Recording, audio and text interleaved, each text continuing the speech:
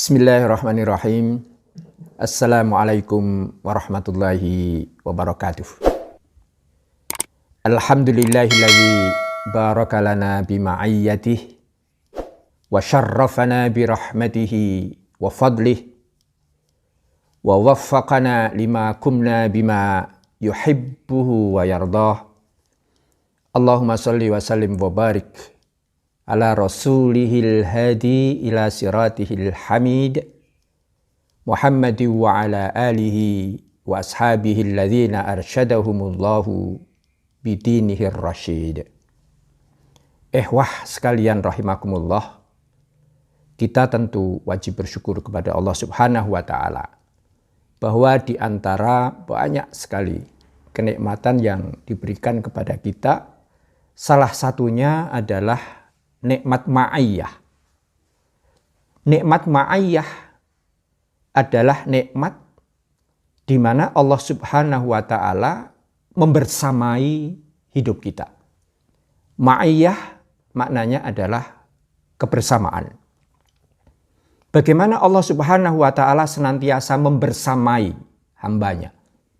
Inilah yang kemudian Rasulullah SAW pernah memberikan contoh yang live, contoh yang real, yaitu pada saat Rasulullah SAW meninggalkan kota Makkah untuk berhijrah ke Yatsrib, yang kemudian dikenal dengan istilah kota Madinah. Wah sekalian rahimakumullah, pada saat itu Rasulullah SAW sudah jelas-jelas dikejar. Paling tidak ada 100 pemuda Makkah yang siap untuk membunuh Rasulullah SAW di dalam pelariannya itu. Sehingga Rasulullah SAW menempuh jalan ke arah selatan. Meskipun kota Madinah atau kota Yatsrib itu berada di sebelah utara, 500 km sebelah utara kota Makkah, akan tetapi Rasulullah SAW larinya ke arah selatan. Kemudian Rasulullah dikawal, ditemani oleh sahabat setianya, yaitu Abu Bakar As-Siddiq. Masuklah Rasulullah SAW memanjat naik ke Gua Tsur. Wah sekalian rahimakumullah, Gua Tsur ini terletak di sebelah selatan kota Makkah, sekira 4 kilometer. Hanya mohon maaf, yang namanya gua di tanah Arab itu bukan seperti gua yang sering kita bayangkan. Gua yang dimaksudkan adalah gua batu, gua cadas, di ketinggian sekitar 456 meter. Kemudian tinggi gua itu sesungguhnya bukan gua, akan tetapi hanya ceruk kecil. Tingginya hanya sekitar 1,5 meter. Kemudian lebarnya sekitar 3 meter atau 3,5 meter. Jadi kalau untuk ditempati oleh 2 orang, maka nyaris kaki Rasulullah SAW itu menyembul keluar. Disitulah Abu Bakar As-Siddiq pernah sampai menyatakan, terlihat sekali bagaimana rasa sedihnya. Bagaimana jika orang-orang yang mengejar itu kemudian menemukan beliau berdua, apa yang kemudian akan terjadi? Dibayangkanlah oleh Abu Bakar kematian tentunya, jika kemudian beliau berdua itu tertangkap oleh orang-orang yang mengejar, yang memang sengaja untuk membunuh Rasulullah SAW. Di sanalah kemudian Rasulullah SAW ketika Abu Bakar mengatakan, qultu lin Nabi SAW wa ana fil ghar. Aku pernah menyatakan kepada Rasulullah SAW ketika aku berada di gua Tsur ini maksudnya. Apa yang Abu Bakar katakan? Lau anna ahadahum nadhara tahta qadamaihi la absorona. Kata Abu Bakar, kalau saja salah seorang di antara mereka itu menengok ke arah kakinya saja, ke arah kakinya sendiri saja, dia pasti akan melihat kami berdua. Wah sekalian rahimakumullah, posisi orang-orang yang mengejar itu sudah berada persis di atas gua di mana Rasulullah dan Abu Bakar bersembunyi. Kalau saja salah seorang di antara mereka itu menukik, memandangkan, memalingkan matanya ini ke bawah, dipastikan bahwa dia akan bisa melihat salah satu dari kaki Rasulullah atau kaki Abu Bakar As-Siddiq. Sehingga itulah yang dikatakan oleh Abu Bakar As-Siddiq, lau anna ahadahum nadhara tahta qadamayhi, kalau saja mereka itu, salah satu di antara mereka itu melihat kaki ke arah kakinya saja, la absorona, maka pastilah mereka akan melihat kami. Pada saat itulah Rasulullah Shallallahu Alaihi Wasallam kemudian bersabda begini, ma dhannuka ya Aba Bakrin bisnain. Wahai Abu Bakar, apa yang kau persangkakan terhadap dua orang? Allahu salisuhuma. Maka Allah adalah yang ketiga dari kedua orang itu. Jadi di mana ada dua orang, maka yang ketiganya itu pasti Allah. Jika ada tiga orang, yang keempatnya itu pasti Allah. Inilah yang sempat Rasulullah Shallallahu Alaihi Wasallam yakinkan kepada Abu Bakar As-Siddiq, sahabatnya yang setia. Selisih usia antara Rasulullah Shallallahu Alaihi Wasallam dengan Abu Bakar As-Siddiq ini hanya 2 tahun. Jadi pada saat itu Rasulullah berusia 53 tahun, kemudian Abu Bakar As-Siddiq berusia 51 tahun. Wah sekalian rahimakumullah, inilah yang kemudian dicatat oleh Allah Subhanahu wa taala di dalam surah At-Taubah ayat 40. Di sana Rasulullah Shallallahu Alaihi Wasallam di dalam ayat ini menyatakan la tahzan innallaha ma'ana. Wahai Abu Bakar, jangan engkau bersedih. Sesungguhnya Allah itu bersama dengan kita. Inilah nikmat ma'iyah. Inilah nikmat kebersamaan ketika ada keyakinan bahwa kita ini senantiasa dibersamai oleh Allah. Apalagi orang-orang yang memperjuangkan kebenaran, apalagi orang-orang yang berjuang untuk kemaslahatan umat manusia dengan iman tentunya. Dasarnya adalah iman tentunya. Maka di sana ada semacam jaminan dari Allah Subhanahu wa taala bahwa Allah akan membersamai orang ini. Kemudian pada ayat berikutnya Allah memberikan janji di sana. Fa'anzalallahu sakinatahu alaihi. Kemudian Allah menurunkan ketentraman, sakinah, rasa tentram, rasa nyaman, rasa seperti tidak terjadi apa-apa kepadanya, kepada Rasulullah Shallallahu Alaihi Wasallam. Wa ayyadahu bijunudil lam tarauha. Kemudian Allah juga mengirimkan, memperkuat lagi dengan apa? Bijunudin, dengan tentara-tentara yang lam tarauha, yang engkau tidak akan pernah bisa melihatnya. Jadi sekalian rahimakumullah, kebersamaan Allah Ta'ala di dalam aktivitas kebaikan kita, kebersamaan Allah Ta'ala di dalam ibadah kita, kebersamaan Allah di dalam perjuangan kita, termasuk tentunya kebersamaan Allah di dalam perjuangan umat Islam ini untuk memperjuangkan kalimatullah, untuk meninggikan kalimah-kalimah Allah. Ini ada jaminan dari Allah Subhanahu wa taala bahwa umat Islam, umat mukminin ini akan mendapatkan nikmat yang disebut dengan ma'iyah, nikmat ma'iyah, kebersamaan dengan Allah Ta'ala. Dua hal yang dijanjikan oleh Allah Ta'ala kepada Rasulullah. Yang pertama adalah fa'anzalallahu sakinatahu. Allah menurunkan ketentraman. Jadi ketentraman ini sesuatu yang mutlak. Tentram ketika kita berjuang, tentram ketika kita berdakwah, tentram ketika kita menjalankan usaha kebaikan tentunya. Usaha-usaha yang standarnya dibangun di atas aturan-aturan hukum-hukum Allah. Tentu ini bukan usaha-usaha yang mengandung syubhat. Terlebih lagi usaha-usaha yang mengandung tindakan-tindakan haram atau barang-barang haram. Wah sekalian rahimakumullah. Satu, Allah menurunkan sakinah, ketentraman.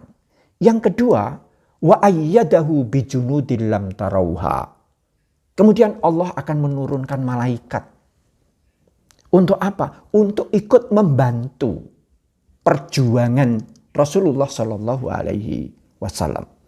Jadi sekalian rahimakumullah, di sini ada satu keyakinan yang harus kita bangun bahwa Allah Subhanahu wa taala pasti memberikan nikmat kebersamaan ini. Jadi saya membayangkan kalau saja kita bersama dengan sahabat, dengan kawan yang salih, kawan sahabat yang salih, di situ sudah ada ketentraman itu. Kemudian ketika kita bersama dengan orang-orang yang kawan-kawan yang the haves, kawan-kawan yang dikaruniai oleh Allah rezeki yang banyak, tentu kita sudah merasa tentram di sana. Terlebih sahabat-sahabat atau kawan-kawan yang mempunyai kawan dekat yang mempunyai kekuasaan, sudah ada ketentraman di sana. Nah, di sini Allah Subhanahu wa taala memberikan jaminan. Ini Allah, gitu kan. Bukan manusia lagi. Zat yang maha kaya, zat yang maha kuasa, zat yang maha mulia, zat yang maha segalanya, ala kulli syai'in qadir. Ketika kita dikawani, ketika kita dibersamai oleh Allah Subhanahu wa taala, pasti ada itu rasa tentram, rasa nyaman, rasa optimis, gitu kan. Sehingga ketika kita melakukan sesuatu, ini cenderung kita akan melakukannya dengan rasa yang yakin. Sekalian rahimakumullah, saya akan memberikan contoh di dalam satu ayat tersebut di dalam surah Al-Ankabut. Ayatnya ayat 69. Jadi ayat terakhir dari surah Al-Ankabut. Allah Subhanahu wa taala pernah berjanji, walladzina jahadu fina lanahdiyannahum subulana wa innallaha lama'al muhsinin. Dan orang-orang yang jahadu, bersungguh-sungguh di dalam jalan kami, lanahdiyannahum, pastilah kami akan tunjukkan kepada mereka. Sekalian rahimakumullah, ada dua huruf di sini di dalam kata lanahdiyannahum. Ada la, kemudian ada nun tasdid. Ini maknanya apa? Ini maknanya adalah huruf untuk menyangatkan. Jadi harfu taukid. La ini adalah harfu taukid. Sama dengan nun yang ada tasdidnya. Itu untuk menyangatkan. Jadi kalau Allah Subhanahu wa taala sampai menyangatkan pernyataannya, mohon maaf, ini mestinya Allah Ta'ala ini cukup mengatakan walladzina jahadu fina nahdihim, tanpa lam dan tanpa nun. Kenapa? Allah mustahil dusta. Allah mustahil menzalimi hambanya. Akan tetapi kenapa kok Allah Subhanahu wa taala menambahkan dua huruf penyangat ini? Di dalam pemahamannya, setiap kali ada huruf-huruf penyangat seperti ini dari Allah, Maka dipastikan, maknanya adalah bahwa apa yang seterusnya diterangkan oleh Allah itu nyaris tidak akan masuk di dalam nalar manusia. Jadi nalar manusia, otak manusia yang hanya berupa cairan 1350 cc itu, yang tidak akan bisa menjadi 5.000 atau 10.000 itu, tentu itu limited, tentu itu sangat terbatas. Tentunya tidak bisa untuk menjangkau rasionalisasi Allah, algoritma Allah, gitu ya. Maka disinilah Allah Subhanahu wa Ta'ala menegaskan, lanahdiyannahum, pasti kami akan bimbing mereka, pasti kami akan tunjukkan kepada mereka. Apa? Subulana. Subul ini jamak dari kata sabil. Sabil itu satu jalan. Kalau subul itu artinya jalan-jalan yang banyak sekali. Jadi mengamalkan satu pekerjaan, melakukan satu ketaatan, akan tetapi Allah justru akan memberikan jalan-jalan yang banyak, pilihan yang banyak.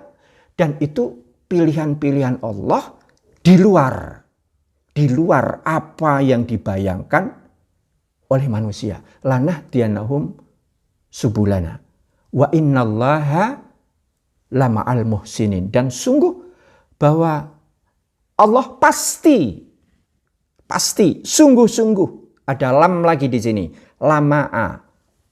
Mestinya Allah Subhanahu wa Ta'ala cukup untuk mengatakan wa innallaha ma'al muhsinin tanpa la. Akan tetapi kenapa lagi-lagi Allah Subhanahu wa Ta'ala menambahkan dengan la, lama'a. Maknanya apa? Maknanya bahwa Allah memberikan kepastian yang rata-rata manusia ragu. Siapakah orang-orang yang akan mendapatkan karunia ma'iyah dari Allah ini? Yaitu orang-orang muhsin. Yaitu orang-orang yang mudahnya itu dermawan. Mudahnya. Kata ihsan, kata muhsin adalah orang-orang yang memperbaiki kinerjanya. Memperbaiki sesuatu yang sudah baik.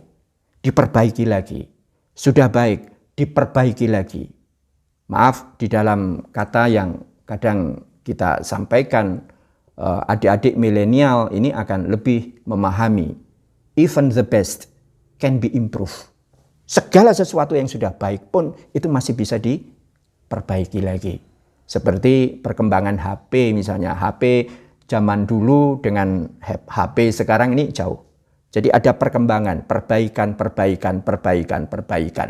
Jadi muhsin adalah orang yang selalu memperbaiki. Akan tetapi jangan lupa dasarnya adalah iman. Jadi dasarnya adalah iman. Kemudian amal salih. Kemudian melakukan upaya-upaya perbaikan. Maka di sanalah Allah Subhanahu wa Ta'ala bersedia untuk apa? Untuk membersamai orang-orang yang melakukan kinerja yang seperti ini. Wah sekalian rahimakumullah. Di dalam tafsiran Ibnu Abbas, ayat ini ditafsirkan oleh Ibnu Abbas demikian. Walladzina jahadu fina. Maknanya apa? Maknanya adalah jahadu fi ta'atina. Adalah orang-orang yang bersungguh-sungguh di dalam mentaati kami. Jadi subul itu, jalan-jalan itu akan ditunjukkan oleh Allah. Atas dasar apa? Atas dasar ketika kita sudah taat kepada Allah. Jadi mohon maaf, saya meminjam kata yang sudah terkenal sekali, adagium yang sudah terkenal sekali, hanya sedikit saya geser, saya ubah dengan taat dulu, taat lagi, taat terus. Jadi yang dimaksudkan dengan jahadu, bersungguh-sungguh, berjihad di sini. Jihad dalam masalah apa? Fi ta'atina. Di dalam ketaatannya kepada kami. Jadi ketika sudah taat, maka kemudian Allah memberikan upah. Upahnya apa? Upahnya dalam bentuk subulana tadi. Jalan-jalan yang banyak sekali itu. Kemudian Abdullah bin Abbas ini melanjutkan tafsirnya. Lanah diyannahum subulana. Ini maksudnya apa? Dikatakan di dalam kitab tafsirnya, man amila bima alima, yaitu orang-orang yang mengerjakan sesuatu atas dasar alima. Atas dasar apa yang dia sudah tahu. Jadi mengerjakan siapa saja yang mengerjakan sesuatu apa yang dia sudah tahu. Apa yang dia sudah ketahui. Sekedar apa yang dia tahu, kemudian dia melakukan pekerjaan, melakukan usaha, melakukan ketaatan dari apa? Dari yang dia sudah tahu itu. Tentunya sedikit ini yang sudah tahu itu. Kemudian beliau melanjutkan, lanuwaffiqannahum lima la ya'lamun. Dan Allah akan memberikan taufik. Allah akan memberikan kesepakatan. Kesepakatan, pertolongan, kesuksesan.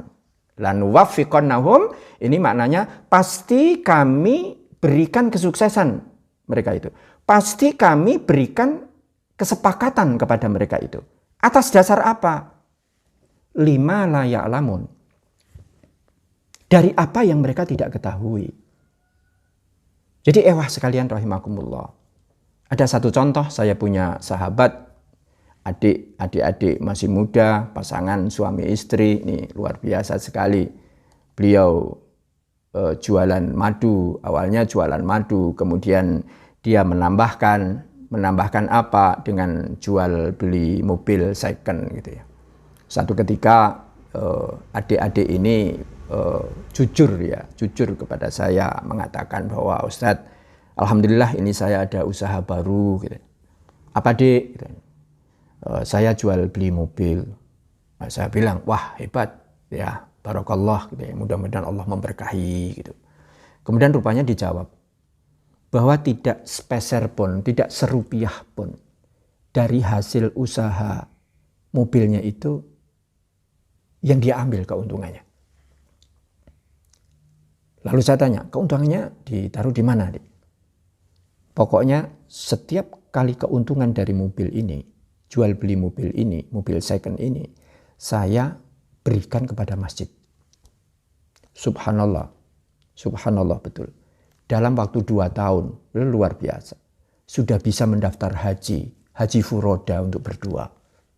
Sudah ada Pajero baru, sudah ada Picanto baru. Ternyata bisnis madunya ini meledak. Jadi Allah Subhanahu wa ta'ala memberikan jalan. Jalan melalui apa? Jalan melalui jalan yang lain. Yang layak lamun, lima layak lamun. Dari jalur yang orang itu tidak ketahui. Adik-adik muda ini tidak ketahui. Jadi bagaimana bisnis madunya ini bisa meledak sedemikian rupa? Oh, ternyata ini adalah balasan dari Allah Subhanahu wa ta'ala ketika dia menggratiskan seluruh hasil dari jual beli mobilnya itu.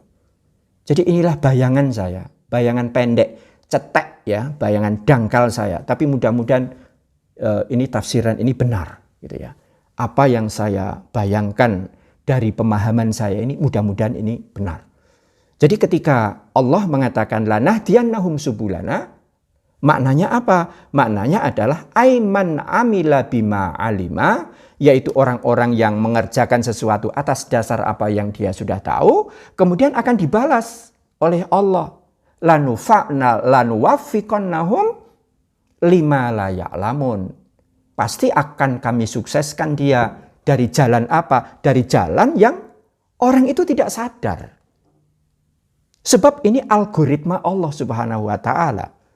Jadi ketika kita membantu A, ternyata pertolongan Allah itu, jalan Allah itu bisa dibuka lewat B, lewat X, lewat Z, dan seterusnya.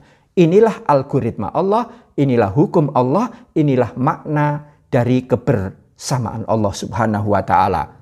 Kemudian Ibnu Abbas menutup tafsirnya ketika mengatakan, ketika Allah berfirman, wa innallaha lama'al muhsinin, dan sungguh bahwa Allah beserta orang-orang yang memperbaiki kinerjanya, orang-orang yang dermawan. Maka Ibnu Abbas menafsirkan mu'inul muhsinin. Allah pasti akan menolong. Mu'in. Mu'in itu artinya menolong. Menolong orang-orang yang muhsin tadi. Dengan apa? Bil qauli wal fi'li.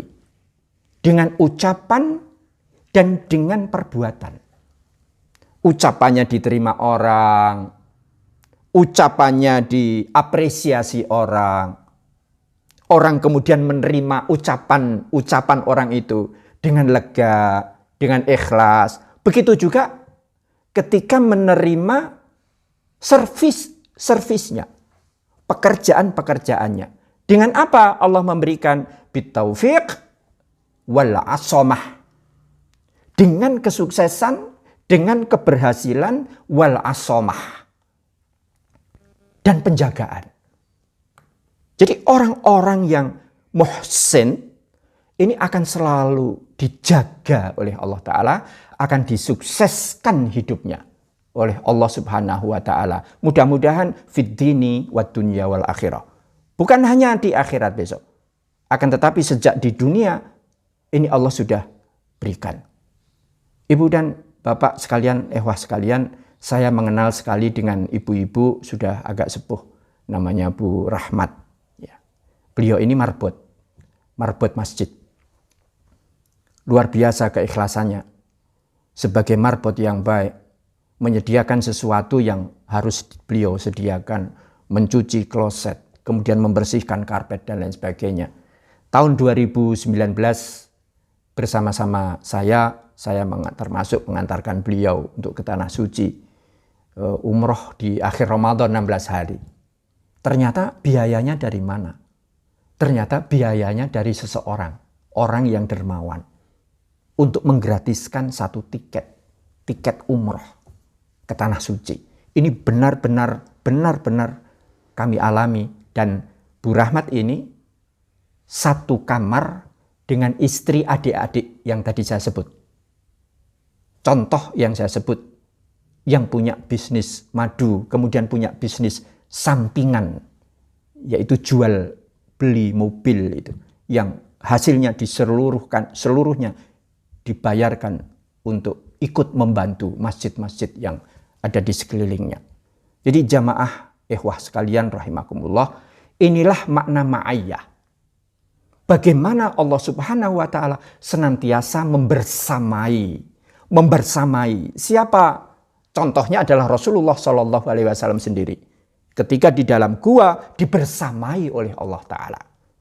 Sehingga muncullah pernyataan Rasulullah kepada Abu Bakar. La tahzan innallaha ma'ana. Jangan kamu merasa sedih. Karena Allah itu bersama dengan kita. Inilah ehwah sekalian yang bisa kita kajikan pada saat ini.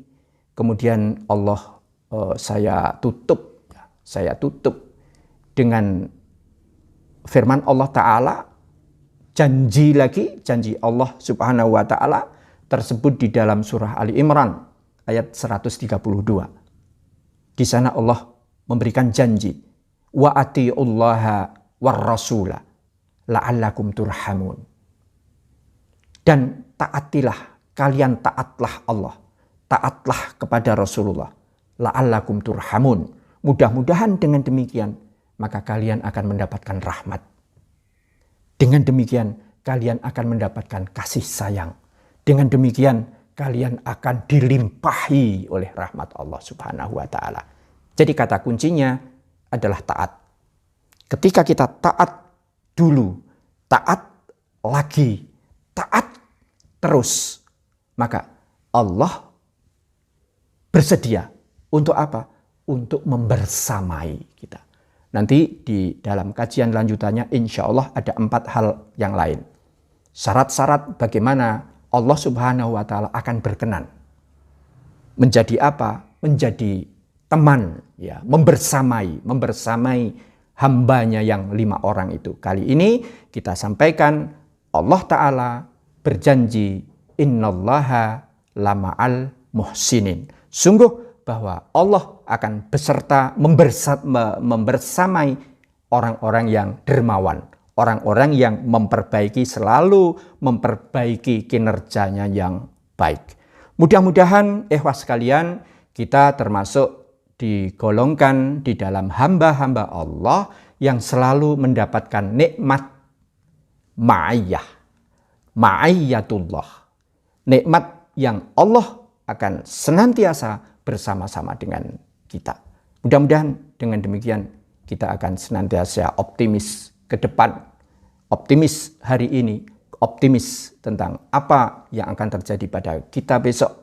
Mudah-mudahan tentunya dengan pertolongan Allah, dengan rahmat Allah, dengan barokahnya. Demikian, kurang dan lebihnya mohon maaf. Barakallahu lakum, subhanakallahumma wa bihamdika asyhadu an la ilaha illa anta astaghfiruka wa atubu ilaik. Assalamualaikum warahmatullahi wabarakatuh.